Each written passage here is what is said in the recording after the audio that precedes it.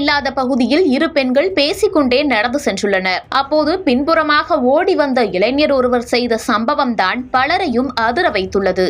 அங்கு நடந்தது என்ன என்பதை பார்க்கலாம்.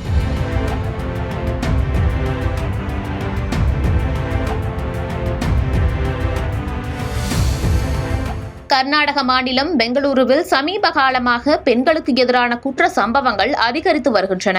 இந்த நிலையில் பெங்களூருவின் பிடிஎம் லே அவுட் பகுதியில் நேற்று இரவு இரு பெண்கள் நடந்து சென்றுள்ளனர். அப்போது அவர்களை பின்தொடர்ந்து வந்த இளைஞர் ஒருவர் திடீரென நடந்து சென்ற ஒரு பெண்ணுக்கு மட்டும் பாலியல் தொந்தரவு கொடுத்துள்ளார். இதனால் அதிர்ச்சியடைந்த இருவரும் கத்தி கூச்சலிட்டனர். இதையடுத்து அந்த இளைஞர் அடுத்த நொடியே அங்கிருந்து ஓட்டம் பிடித்துள்ளார். இந்த சம்பவம் அனைத்தும் அங்குள்ள சிசிடிவி கேமராவில் பதிவாகியுள்ளது.